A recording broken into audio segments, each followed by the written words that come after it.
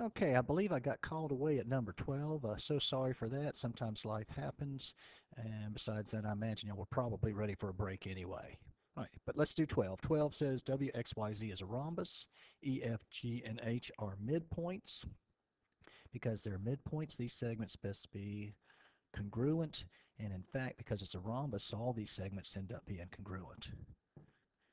Because I have all these segments congruent, I have isosceles triangles. All their base angles must be congruent. So WEH and WHE, for example, are congruent.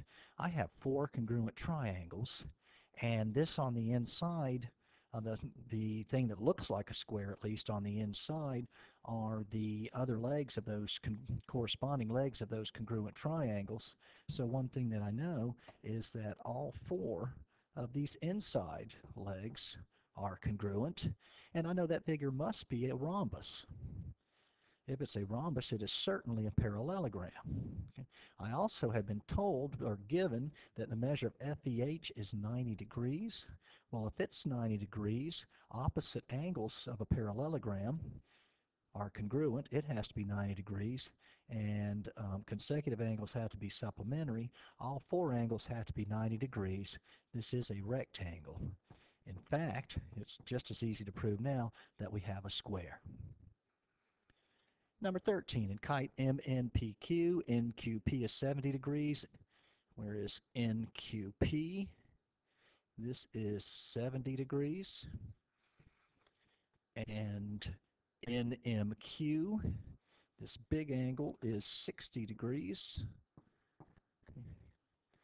All right, find each measure. I want to know what is the measure of NMR.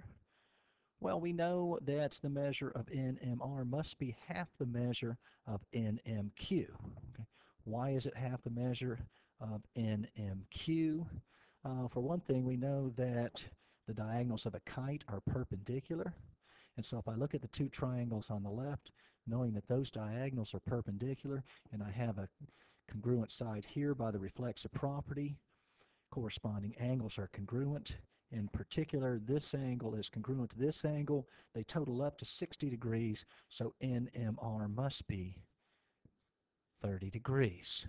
I'm going to erase that and actually write it where you can see it. NMR is equal to 30 degrees. How about NPR?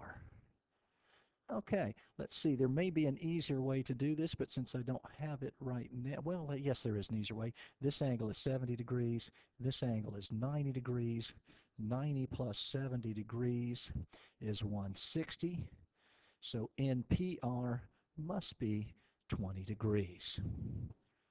How about MQR? Well, if this angle is 90 degrees, do that in a different color. If this angle is 90 degrees and this angle is 30 degrees, MQR must be 60 degrees.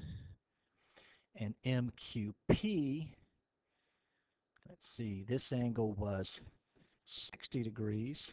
This angle was 70 degrees. The angle addition postulate says MQP must be 130 degrees. Number 14, find the length of the midsegment. Okay, I'm going to make this a little bigger if I can so I can see a little better. All right. So let's see. I know that the length of the midsegment is half the sum of the two parallel bases of a trapezoid. And so I know that n plus 3 plus 3n minus 5 is twice as big as n plus 6. Combining like terms, 4n minus 2 is equal to, and I'm going to distribute the right side, 2n plus 12. Subtracting 2n, I get 2n minus 2 is equal to 12. 2n is equal to 14. N is equal to 7.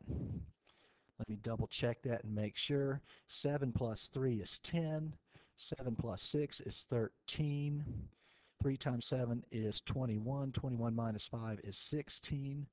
13 is halfway between 10 and 16. The correct answer for A, n is equal to 7. All right, let's look at B.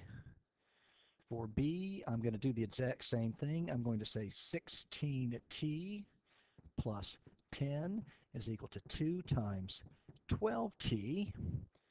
So 16t plus 10 is equal to 24t. Subtracting 16t from both sides, 10 is equal to 8t. Dividing both sides by 8, t is equal to 10 over 8, which is 5/4. Let me double check that. 16 times 5/4 is 20. 12 times 5/4 is 15. And here this is 10. 15 is halfway between 20 and 10. And so I am confident that t is equal to 5/4. All right, let's look at C. For C, I have c squared plus 6 plus c squared plus 2 equals 2 times 4c. Combining like terms, c squared plus c squared is 2c squared. 6 plus 2 is 8. On the right-hand side, I am distributing. I'm actually just multiplying. I get 8c. This is a quadratic, so I'm going to put everything on the same side. 2c squared minus 8c plus 8 is equal to 0. Whenever I'm factoring quadratics, I first look for a common factor. 2 times c squared minus 8c plus 8 equals 0. Either 2 equals 0 or c squared minus 8c. I'm sorry, I'm not very good at dividing by 2, am I? Minus 4c plus 4 equals 0. I need two numbers that multiply together to give me 4 and add to give me negative 4. That's negative 2 and negative 2. Hopefully you actually recognize that as a perfect square trinomial. C minus 2 times C minus 2, which is C minus 2 squared, equals 0. Therefore, C minus 2 equals 0. C is equal to 2. Let me check that. On the bottom, c squared plus 2 is 2 squared plus 2, which is 4 plus 2, which is 6. The mid-segment would be 4 times 2, which is 8. And the longer leg would be 2 squared plus 6, which is 4 plus 6, which is 10. 8 is halfway between 6 and 10. C equals 2. Number 15. Determine the most precise name for the quadrilateral from the given information. I have a quadrilateral. That's all I know about it. I'm going to draw it kind of looking like a square, but I don't know that's what it is. A, B, C, D. Says AE is congruent to CE. I'm assuming that they actually have some diagonals here that are intersecting at E. If that's not the case, I don't know what to do. Anyway, AE is congruent to CE, and BE is congruent to DE.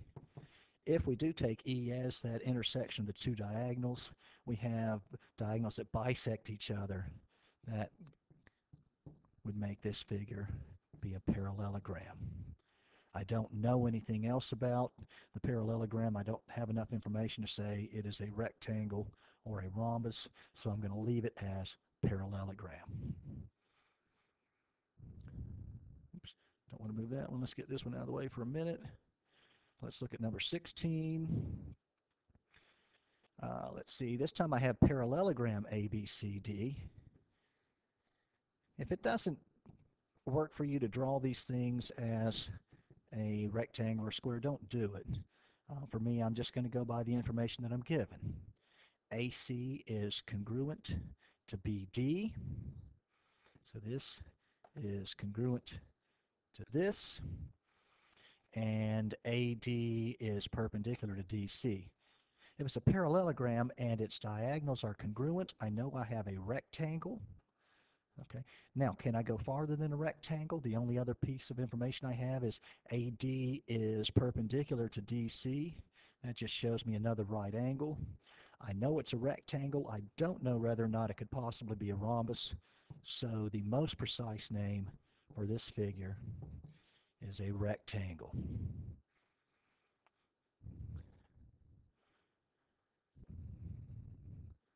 Number 17. Parallelogram ABCD.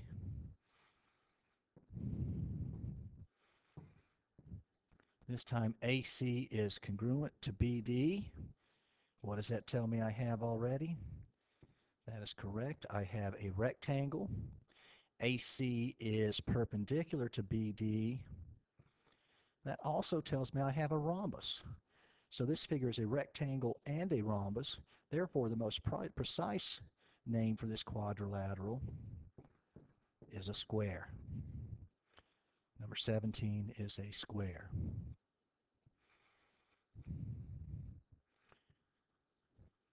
I still have this quadrilateral A, B, C, D.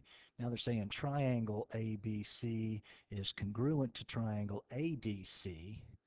So I'm going to do this in a little order here. ABC is congruent to triangle ADC. AB is congruent to AD. BC is congruent to DC. Oh, holy cow, you know what we have here? Let's see, AB is not congruent to BC. Those two are different. I don't have a square. What is this figure? It's a kite. I have consecutive sides that are congruent. All right, that's 18. Let's look at number 19. I have a quadrilateral ABCD.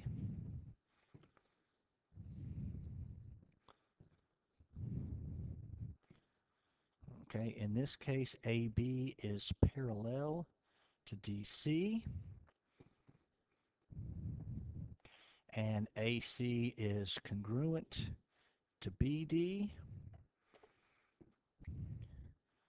Oh, I'm sorry, I think I did that wrong. AC is congruent to BD. Okay. Is that enough information to say I've got a parallelogram? I don't see it. However, I've certainly got a trapezoid, and if these two diagonals are congruent, I must have an isosceles trapezoid. Not enough information to say I have a parallelogram. I don't know how I can make those other two sides be parallel. Just so you can see, look at an isosceles trapezoid. Okay, what's going to happen, these two diagonals are going to be congruent, so I clearly don't have enough information to make it be further if it's enough information to give me a trapezoid. All right, and finally, thank goodness, huh? Number 20, I have another quadrilateral, ABCD, and this time I know that AB is congruent to BC, is congruent to CD, is congruent to DA. Please, please, please don't tell me that that is a square. I know nothing about the angles. I just know that the four sides are congruent. This figure must be, by definition, a rhombus. Hopefully this was helpful for you. Boy, wasn't that a wonderful rectangle that I drew around the rhombus? No wonder why we've got to figure out how to work this algebraically, because my figures certainly leave room to be desired. Okay. Once again, though, please study hard for this Chapter 6 test. This review was parallel but not completely parallel. Make sure that you work really hard on your definitions, and if you know your definitions and you understand what it means to be one of these figures, a rectangle, rhombus, or square, or kite, or parallelogram, you should do fine. Thanks. Have a great day.